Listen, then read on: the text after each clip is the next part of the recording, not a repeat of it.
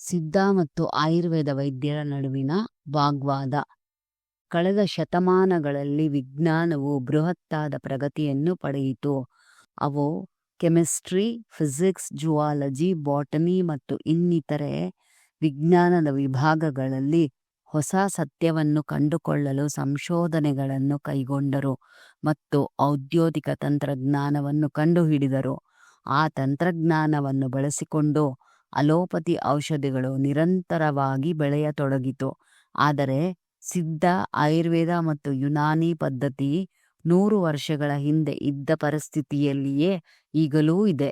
ಸಂಶೋಧನೆಗೊಳಗಾಗದೆ ಅವುಗಳು ಬೆಳವಣಿಗೆಯ ಸಾಧ್ಯವಾಗದಿರುವ ಕಾರಣ ಸಿದ್ಧ ಮತ್ತು ಆಯುರ್ವೇದಿಕ ವೈದ್ಯರು ಈ ಹೇಳುವ ಮಾತುಗಳೇನೆಂದರೆ, ವಿಜ್ಞಾನವು ಪಾಶ್ಚಿಮಾತ್ಯ ದೇಶಗಳಲ್ಲಿ ಎಷ್ಟು ಅಭಿವೃದ್ಧಿಯಾಗಿದ್ದರೂ ಸಹ ಅದರಿಂದ ನಾವು ಕಲಿಯುವಂತಹದ್ದೇನೂ ಇಲ್ಲ. ಏಕೆಂದರೆ ಸಿದ್ಧರು ಮತ್ತು ಋಷಿಮುನಿಗಳು ಕಂಡು ಹಿಡಿದಿರುವ ಔಷಧ ಪದ್ಧತಿಗಳು ಅತ್ಯಂತ ಮಹತ್ವವಾದುದ್ದು.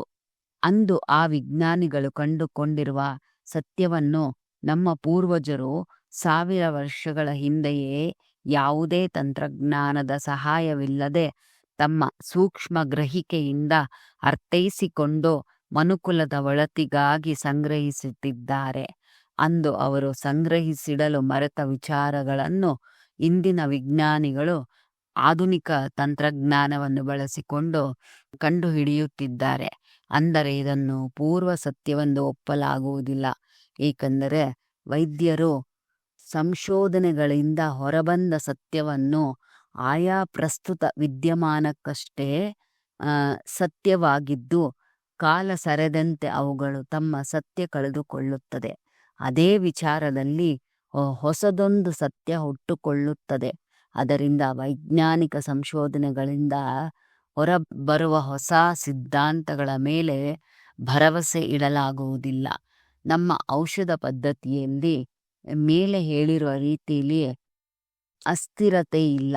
ನಮ್ಮ ಔಷಧ ಪದ್ಧತಿಯಲ್ಲಿ 1000 ವರ್ಷಗಳಷ್ಟೇ ಹಿಂದಿನದ್ದಾದರೂ ಅದರ ಸಿದ್ಧಾಂತವು ಸಂಪೂರ್ಣ ಸ್ಥಿರತೆಯನ್ನು ಪಡೆದಿದೆ.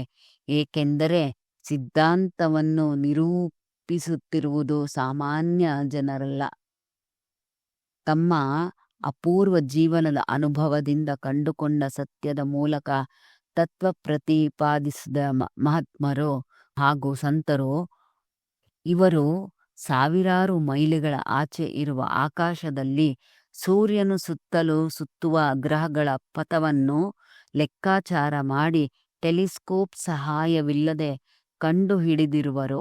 ಅದರಿಂದ ಪ್ರಪಂಚದಲ್ಲಿ ಅದಕ್ಕೆ ಸಮಾನವಾದ ಯಾವುದೇ ಪದ್ಧತಿ ಇಲ್ಲ ಎಂದರೆ ಅತಿಶಯೋಕ್ತಿ ಆಗಲಾರದು. ಇದು ಸಿದ್ಧ ಮತ್ತು ಆಯುರ್ವೇದ ವೈದ್ಯರು ವಾದ. ಈ ವಾದವನ್ನು ಮಾತಿನಿಂದ ಒಪ್ಪಲಾಗುವುದಿಲ್ಲ ಮತ್ತು ನಿರ್ಲಕ್ಷ್ಯ ಮಾಡಿಬಿಡುವುದಕ್ಕೂ ಸಾಧ್ಯವಿಲ್ಲ.